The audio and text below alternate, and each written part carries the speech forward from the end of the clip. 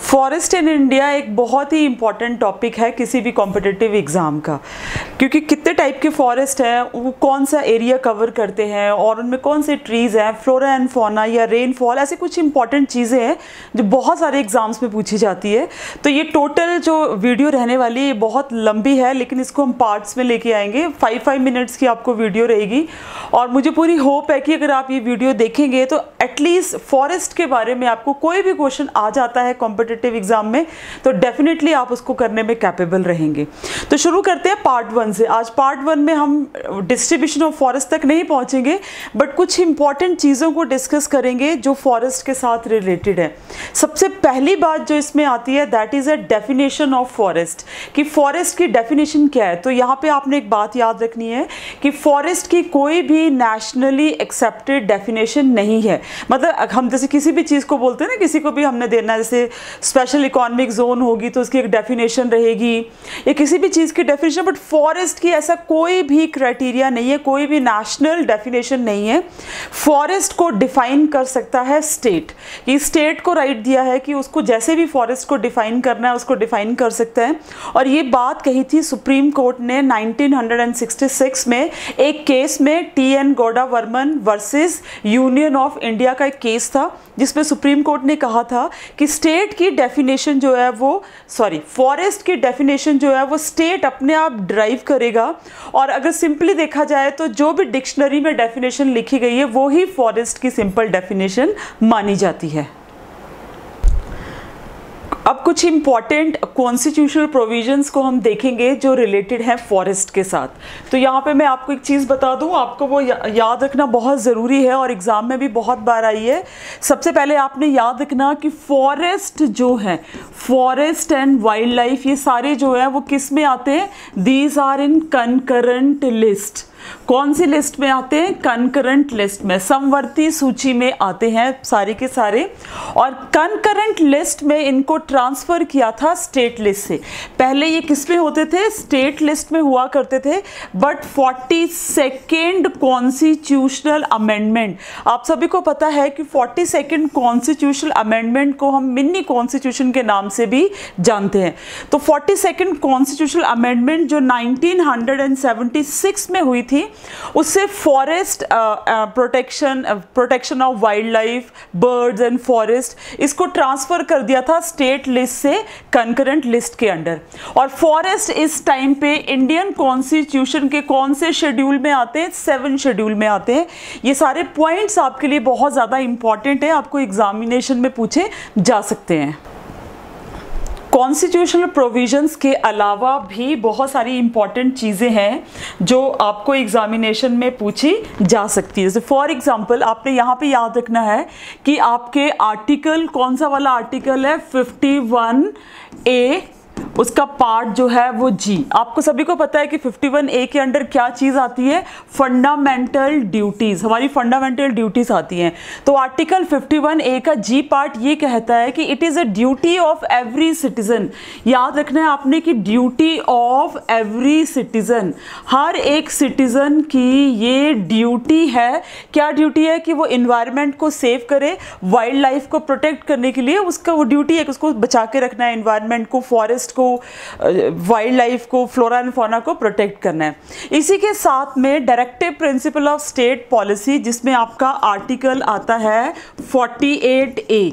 तो 48A क्या बोलता है कि फॉर द स्टेट, स्टेट बोलने का मतलब आपने समझना है यहाँ पे दोनों ही हो सकते हैं।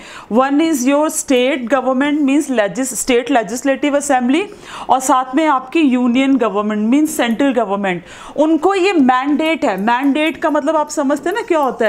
मैंडेट मीन्स उनके लिए मैंडेटरी है कि वो ऐसा एंडेवर करेंगे, ऐसे प्रयत्न करेंगे कि आपका फॉरेस्ट और वाइल्ड लाइफ जो है वो प्रोटेक्ट होता रहे। एट प्रेजेंट अगर आपको मैं बात बताऊं तो एट प्रेजेंट इंडियन फॉरेस्ट जो है वो किसके अंडर गवर्न किए जाते हैं? एट प्रेजेंट हमारे जो फॉरेस्ट हैं वो गवर्न किए जाते हैं नेशनल फॉरेस्ट पॉलिसी। ये बहुत इंपॉर्टेंट क्वेश्चन है जो एग्जामिनेशन में आता है, that is a national forest policy 1988। तो ये भी आपके 3 इंपॉर्टेंट प्रोविजंस हैं जो आपको किसी भी कॉम्पिटिटिव एग्जाम में याद रखने की बहुत ज़्यादा ज़रूरत है। ये एक बहुत इंपॉर्टेंट इन्फॉर्मेशन है जो आपको एग्जामिनेशन में पूछी जाती है कि कितना फॉरेस्ट कवर एरिया इस टाइम इंडिया में है। जब भी आप एग्जाम में जाएंगे ना तो आप हमेशा देख के जाना कि करंटली क्या है। बट इंडियन फॉरेस्ट रिपोर्ट जो 2019 के अकॉर्डिंग है उसमें इस टाइम पे 24.56% area of India total geographical area cover करता है हमारे कितने फॉरेस्ट को। क्या कवर करता है? फॉरेस्ट को कवर करता है, लेकिन इसमें फॉरेस्ट भी हैं और ट्रीज भी हैं। मतलब समझ रहे हैं कि these are not totally virgin forest नहीं है ये, इसमें फॉरेस्ट एंड प्लांटेशन और ट्रीज भी इंक्लूडेड है। And according to long term goals को अगर हम देखें, मतलब कंट्री अगर लॉन्ग टर्म गोल को देखे तो उसमें क्या डिजायरेबल एरिया है? 33% जो है वो डिजायरेबल एरिया है टोटल जियोग्राफिकल एरिया का।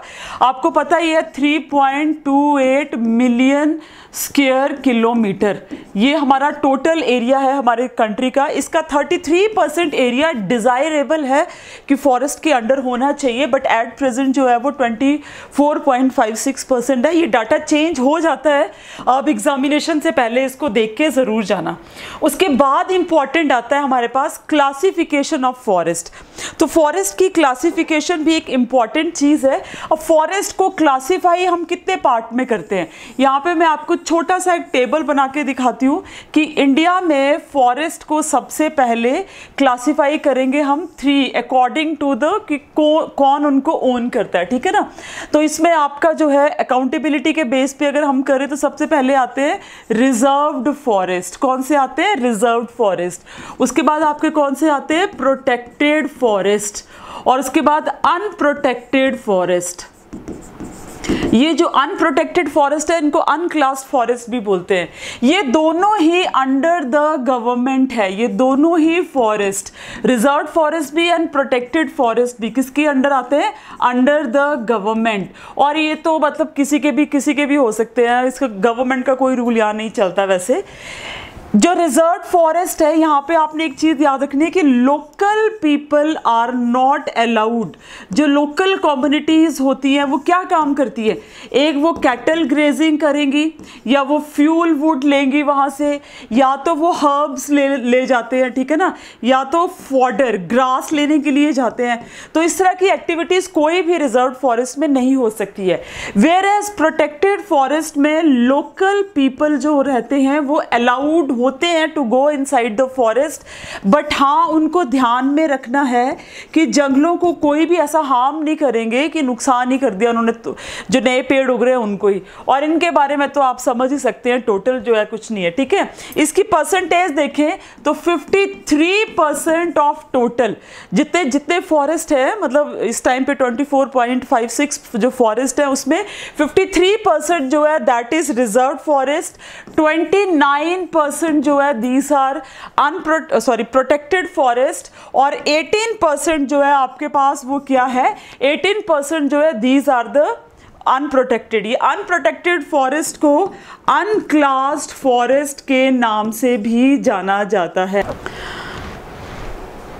फॉरेस्ट की कैटेगराइजेशन की अगर हम बात बताएं तो सबसे पहले अगर कैटेगराइजेशन करी थी तो दैट वाज इन 1936 में ब्रिटिशर के जब हम अंडर होते थे तो H.G. चैंपियन नाम के जियोग्राफर थे, उन्होंने सबसे पहले कैटेगराइज किया था इंडिया और वर्मा के फॉरेस्ट को, और उन्होंने एक बुक भी लिखी थी अपनी, मैसिव वर्क उन्होंने उस बुक में पूरा डिस्क्राइब किया था फॉर द फर्स्ट टाइम, और बुक का नाम था preliminary survey of forest type of India and Verma. तो कभी कभी आपको ना बुक का क्वेश्चन भी एग्जामिनेशन में पूछ लेते हैं, ठीक है। इसकी अगर हम ये देखें कि कैटेगराइजेशन कैसे होती है तो यहाँ पे आपने देखना कि टोटल टाइप ऑफ फॉरेस्ट की कैटेगराइजेशन जो मानी जाती है दैट इज 16। कितनी मानी जाती है? 16 है, लेकिन उसमें 6 जो है वो मेजर ग्रुप्स है। 6 क्या है? फॉरेस्ट के मेजर ग्रुप्स हैं। ये 6 को फर्दर सब ग्रुप्स में हम बांटते हैं। किस में बांटते हैं? सब ग्रुप्स में जब हम बांटते हैं तो वो टोटल 16 हो जाते हैं। तो मीन्स ये 6 जो आपके मेन ग्रुप्स हैं, यहाँ पे आप इस मैप पे देख रहे हैं, यही हमने आगे आने वाले टाइम में इसी को ही पूरे जितने भी बाकी वीडियोस रहेंगे उसमें हम इन्हीं सारी चीज़ों को देखेंगे। तो 6 जो मेजर हैं जिसमें कि डेसिडियस है, एवरग्रीन है, आपके माउंटेनस फॉरेस्ट है, टाइडल फॉरेस्ट है, ये टोटल ऐसे कुल मिला के जो है वो 6 मेन ग्रुप है। इन्हीं को ही फर्दर अगर आपने और डीप में जाना हो तो 16 सब ग्रुप्स बन जाते हैं।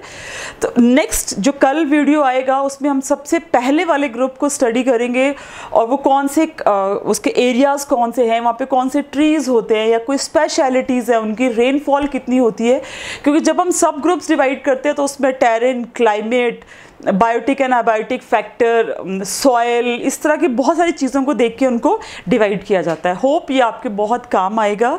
तो कल का आज के वीडियो को लाइक और शेयर तो ज़रूर कर दें, बट हाँ कनेक्टिविटी बना के रखें। कल जो हम इसको डिस्कस करेंगे वो पहले ग्रुप को डिस्कस करने वाले हैं, because we are going to discuss the 6 main groups. उसी में से आपके मैक्सिमम क्वेश्चन जो है वो कवर हो जाते हैं। जय हिंद।